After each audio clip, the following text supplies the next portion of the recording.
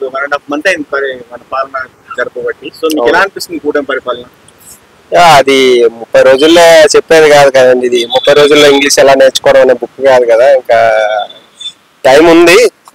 But ఇప్పుడు వరకు చేసింది అయితే సంతృప్తికరంగానే ఉంది. ఏపీ ప్రజలందరూ బాగానే ఉన్నారు. చిన్న చిన్న ఇష్యూస్ అనేవి జరుగుతూనే ఉంటాయి, ఇంకా దాని గురించి పెద్దగా స్పందించాల్సిన అవసరం లేదు. బట్ పోయిన ప్రభుత్వం కన్నా ఇప్పుడు బెస్ట్ ఇస్తున్నారని మాత్రం వాస్తవం. కానీ కూటమి వచ్చినాక లా అండ్ ఆర్డర్ తప్పిపోయింది, ఏపీలో హత్యలు కానీ రేపు జరుగుతున్నాయని అంటున్నారు. వీడియోస్ చూస్తున్నాం మా టీవీలో. సో మీరేం చెప్పవచ్చు? మీడియా అనేది ఎట్లా ఉంటుందంటే భయ, అక్కడ దేనికో జరిగినప్పటికీ కూడా ఇందువల్లే జరిగిందని సృష్టించే ప్రయత్నం చేస్తుంది. ఇప్పుడు మీడియా ఎట్లా తయారైందంటే రాంగ్ వే తీసుకుంది, అసలు ఎథిక్స్ లేకుండా పోయింది మీడియా అనే దానికి.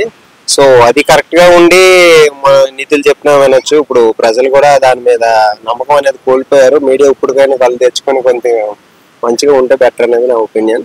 బట్ అనేది జరుగుతాయి, ఎక్కడ ఆ ప్రభుత్వంలో జరగలేదు. ఆ ప్రభుత్వం మా ఊర్లోనే నేను కళ్ళారా చూడడం జరిగింది. దారుణమైన, దాదాపు మీరు నమ్ముతారో నమ్మరో కానీ దాదాపు ఒకే ఇయర్ లో 50 307 కేసులు అంటే అటెంప్ట్ టు మర్డర్ కేసులు నమోదయ్యాయి. అది ఎవరు వాళ్ళు కొట్టి వాళ్ళే పెట్టారు. మళ్ళీ అపోజిషన్ అంటే వైఎస్ఆర్సీపీ వాళ్ళు మాకు కొట్టారని పెట్టారు, కానీ తల పగిలింది అప్పుడు టీడీపీ వాళ్ళకి. సో అవి ఇప్పుడు కామన్. అంతకు ముందులో వాళ్ళు రెచ్చగొట్టారు, ఇప్పుడు వీళ్ళ టైం వచ్చింది కాబట్టి వీళ్ళు కూడా చూపిస్తున్నారు. బట్ వీళ్ళు చెప్పింది అయితే 100% స్ట్రైట్ గా చెప్పారు కదా, మీరు అలాంటివి ఏమీ చేయొద్దని. కానీ అప్పుడు ఆయన సపోర్ట్ చేస్తూ ఉండే, అది తెలుసు. కానీ 5 సంవత్సరాలు అయింది కదా, మర్చిపోయి ఉంటారు. మనం చిన్న విషయాలకి చాలా స్పందిస్తుంటాం, కానీ ఏదో పెద్ద జరిగినప్పటికీ పక్కన పడేస్తుంటాం. మనకున్న నాన్ సెన్స్ అదే. సో పవన్ కళ్యాణ్ అమ్మాయిలు మిస్ అయ్యారని చెప్పారు, ఒక అమ్మాయిని కూడా పోలీసు వాళ్ళ సహాయం తీసుకొచ్చారు. సో జగన్ అలా ఎందుకు చేయలేకపోయారు, పవన్ కళ్యాణ్ ఎలా చేశారు?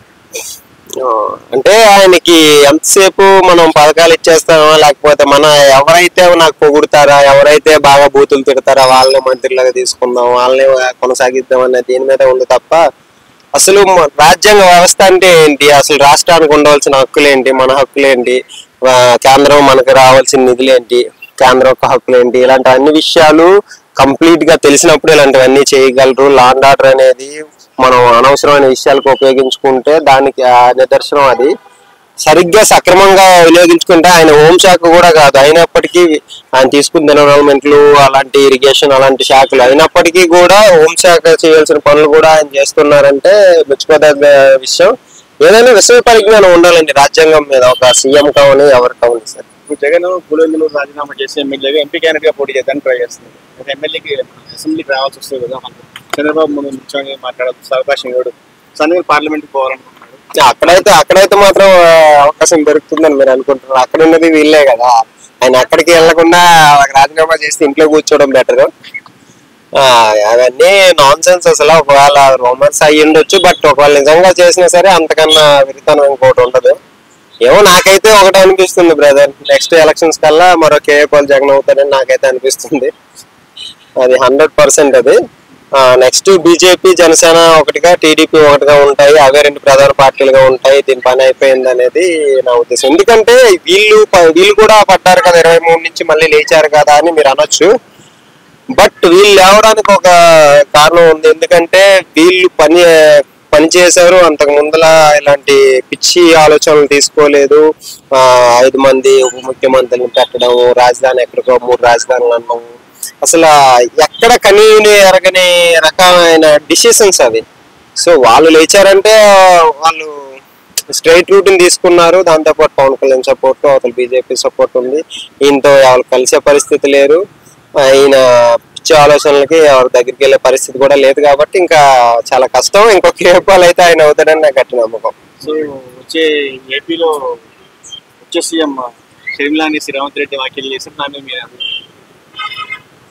బాగా నేను చెప్తాను, నేనే నెక్స్ట్ ముఖ్యమంత్రి, నెక్స్ట్ ఎమ్మెల్యే క్యాండిడేట్ గా పోటీ చేస్తానని నేనే చెప్తాను. అన్నంత మాత్రాన ప్రతి ఒక్కటి అయిపోదు, దానికి ఒక లెగసీ ఉండాలి, దానికి ఒక టాలెంట్ ఉండాలి, విషయ పరిజ్ఞానం ఉండాలి ఫస్ట్. అన్నిటికంటే మనం ఏదైనా చెయ్యాలి అన్నప్పుడు అసలు ఏంటి రాజ్యాంగం అంటే ఏంటి, దాంట్లో ఉండే ఆర్టికల్స్ ఏంటి, దాంట్లో ఉండే హక్కులు ఏంటి, అవి తెలుసుకోవాలి ఫస్ట్. ఈ గాడిదలో అవి తెలుసుకుంటేనే.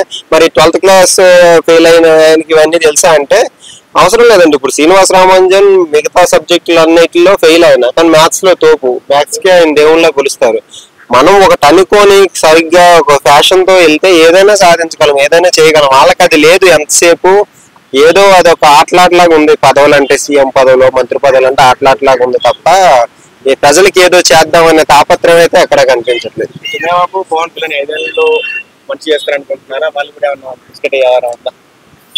అది ప్రధాన ప్రతిపక్షం లేకపోవడం అనేది ఒక లోటేని. అది తప్పులు జరిగినా సరే మమ్మల్ని అడిగే వాళ్ళు ఉండరు కదా అని చేసే అవకాశం ఉంటుంది. లేకపోలేదు, అవకాశం కూడా లేకపోలేదు.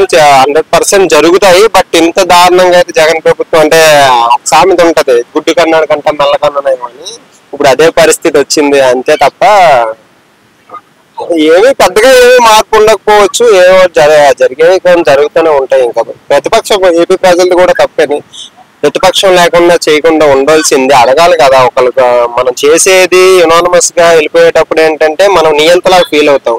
అలాగే ఎప్పుడైతే జగన్ ప్రభుత్వంలో కూడా అదే జరిగింది. యునానిమస్ గా అవ్వనప్పుడే మాత్రమే మనకు భయం ఉంటుంది అనమాట. నేనైతే సంకీర్ణ ప్రభుత్వం రావాలి అంటే పోటాపోటీగా వస్తే బాగుండు అని ఎక్స్పెక్ట్ చేశాను. అంటే మన కేంద్రంలో అలా వచ్చింది, అలా వస్తే బాగుండు అని ఎక్స్పెక్ట్ చేశాను. బట్ అది జరగలేదు. కొంచెం బాధాకరమైన విషయమని. టీడీపీ చంద్రబాబు అండ్ పవన్ కళ్యాణ్ ఫ్రెండ్షిప్ 5 ఏళ్ళు కొనసాగుతుందంట. లేదండి, 3.5 years 4 years వరకు ఉంటుంది. తర్వాత బీజేపీ ఇందాక చెప్పా కదా, బీజేపీ జనసేన సపరేట్ అయిపోద్ది, తెలుగుదేశం సపరేట్ అయిపోద్ది. ఇంకా కాంగ్రెస్ తో మళ్ళీ కలవాల్సిందే జగన్. అది కూడా కష్టమే. ఇంకా ఎవరు నమ్మే పరిస్థితి లేదు. ఇంకా దానికి బదులు బీజేపీ ఇంకా కంప్లీట్ గా ఆంధ్రాలోకి వచ్చి కొడితే ఇంకా ఆశ్చర్యపడక్కర్లేదు. కానీ వీళ్ళు మళ్ళీ వచ్చారంటే అది 8th one రావాల్సిందే ఇంకా తప్పకుండా.